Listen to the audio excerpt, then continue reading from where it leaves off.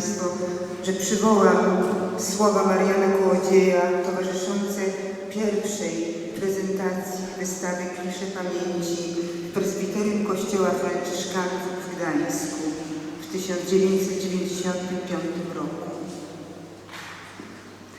59 lat temu, późnym popołudniem, w skwarny dzień 14 czerwca 1940 roku, rozwścieczony nadczłowiek brutalnym kopniakiem wyrzucił mnie z tarnowskiego wagonu wprost w bagno Oświęcimia na 5 lat. Umierałem pomiędzy Sołą a Wisłą, w tej malarycznej okolicy, w ciągłym błocie, gniłem wykańczany biciem i pracą nad siły, głodem, biegunką, tyfusem, zjadany przez wszy, poddawany eksperymentom pseudomedycznym, nieludzko poniżany, odarty z odzienia, wykąpany w lizolu, pozbawiony imienia i nazwiska, już tylko numer 432 melduje się na rozkaz, na każdy rozkaz. To nie wystawa, nie sztuka, nie obrazy, a słowa zamknięte w rysunku. Sztuka jest bezradna wobec tego, co człowiek zgotował człowiekowi. Proponuje przejście labiryntem znaczonym doświadczeniami kabry i śmierci. W moich rysunkach nie ma martyrologii, jest tylko problem postawiony. Ma on swoje odniesienia, ja ich nie wymyślam, a tylko zapożyczam, cytuję, rozmawiam z historią sztuki, rozmawiam z Dürerem, rozmawiam z Memlingiem, biorę od nich pozy na wyrażenie cierpienia, bólu, rozpaczy i umieszczam je w dwudziestowiecznych doświadczeniach. Nie szukałem nowych sposobów wyrażenia cierpienia. Gesty drogi krzyżowej są zawsze takie same. Zacząłem szukać znaku, który byłby nie tylko człowiekiem, ale również zwierzęciem, owadem. Na jednym z rysunków przedstawiam siebie sprzed 50 lat i siebie teraźniejszego. Taki podwójny autoportret. Twarz tamtego z obozu jest jednak maską. Twarz prawdziwa to ta teraźniejsza. Na obrazie odsłaniam się. Umieściłem w nim to, co dla mnie najtragiczniejsze. Chrystus Grünewalda jako wyraz najwyższego cierpienia i budzik, który wygrzebałem z ruin krematorium. Teraz jako stary człowiek piszę list do siebie samego sprzed lat i staram się uporządkować i zachować w rysunkach tylko to, co ze mną przeżyło, co udało mi się ocalić i teraz jest we mnie. Na placu Apelowym był dzwon i dzwon jest też na moim rysunku. Ten dzwon wzywał nas codziennie na apel, ale bywało i tak, że na egzekucję zakładników. Dzisiaj widzę w nim wezwanie na sąd ostateczny.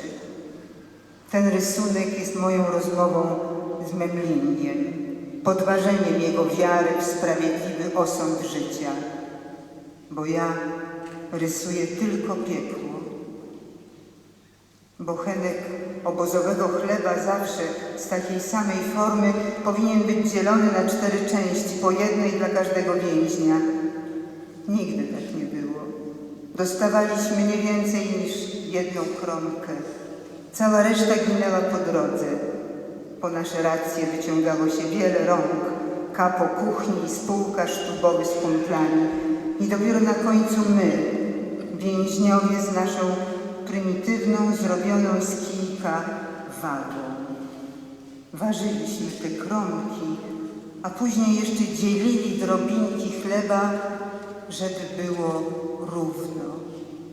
To była nasza wewnętrzna sprawiedliwość. Mieć własną wagę.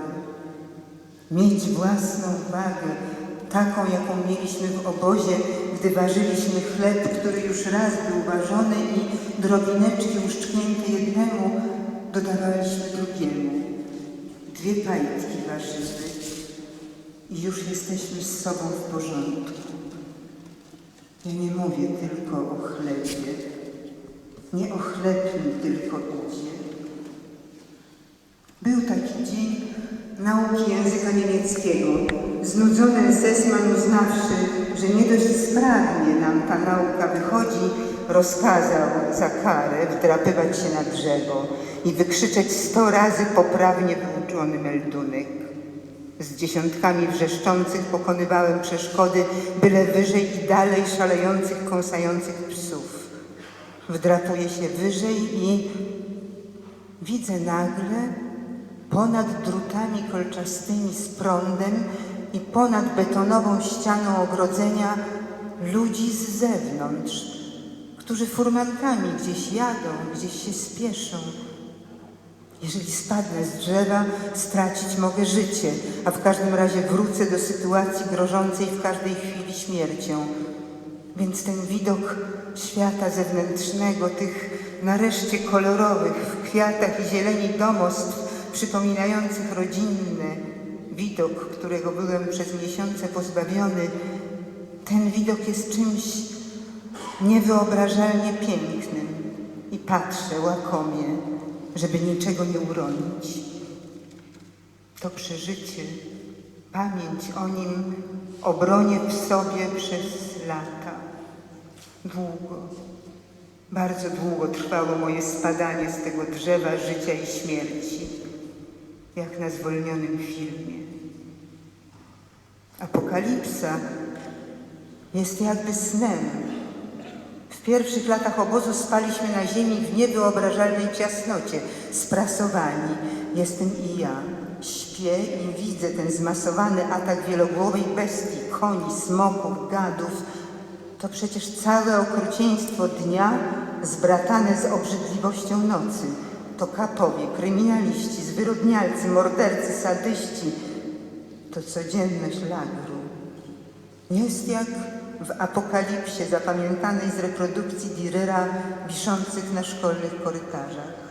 4 jeźdźców, przetecznica, plaga z nieba. Wszystko posłuszne wersom Apokalipsy świętego Jana, choć zostało wtłoczone w obóz. Sami tę apokalipsę stworzyliśmy w sobie dla siebie. I dzisiaj śnię tak samo i to samo. Chciałbym podpowiedzieć widzowi, bądź cierpliwy. Cierpliwie przeczytaj wszystko, co jest w tych rysunkach zapisane.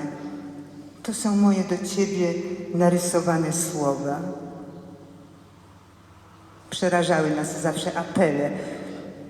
W mojej pamięci zostały 3 takie koszmarne stójki.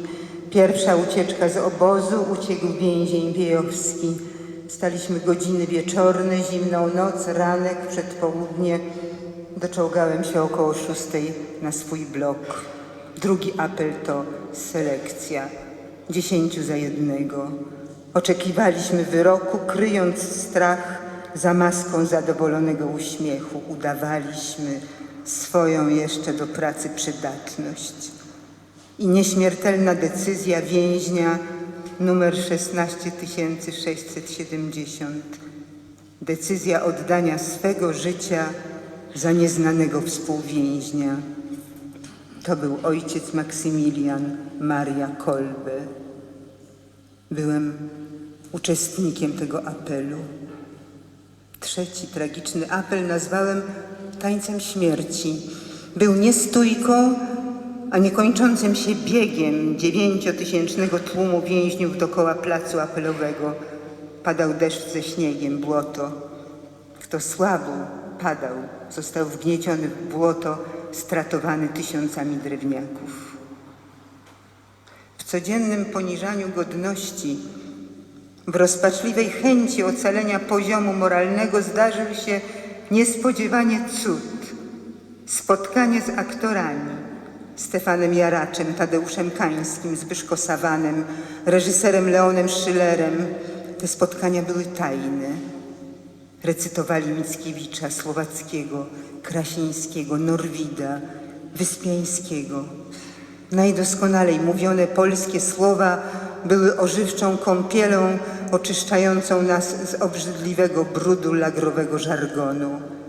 W zwyrodniałym życiu obozu bito nas nie tylko batem, pomagano sobie słowem brutalnym, ohydnym, ordynarnym, najpotworniejszymi przekleństwami. Świąteczne 2 godziny najczystszych przeżyć, nareszcie w Polsce, wyczarowanej w natchnionej, genialnej interpretacji Jaracza. Moja rola scenografa sprowadzała się do zasłaniania okien kocami, żeby było bezpieczniej i ciszej. Występy wielkich naszego teatru i moja mała pomoc w ich organizowaniu wskazały mi mój przyszły zawód. To oni zarazili mnie nim, zobowiązali pamiętać, nie zapomnieć nigdy o tym, co człowiecze we mnie, ocalone tak strasznym trudem. A w bunkrze śmierci, rozsupłując zawęźlone sznurki, nie jestem sam. Jest ze mną mój frasobliwy cień. Moja żydowska ściana płaczu, Mane, Tekel, Fares, policzono, zważono, rozdzielono. Rampa, gaz, krematorium. Nie odważyłbym się wyrokować, co potworniejsze. Tragedia więźnia umierającego przez 5 długich lat, czy człowieka ginącego w nieświadomości od razu. Nie dopuszczam nawet myśli o ważeniu tego dylematu. Proszę, przeczytajcie moje narysowane słowa, które powstały również z tęsknoty za jasnością kryteriów, za czytelnym oddzieleniem dobra od zła, prawdy od fałszu, sztuki od jej pozoru. To także moja niezgoda na świat, jaki jest dziś. To również jest o nas, o tym, co zrobiliśmy z naszym człowieczeństwem. To również hołd tym wszystkim, którzy spopieleni odeszli.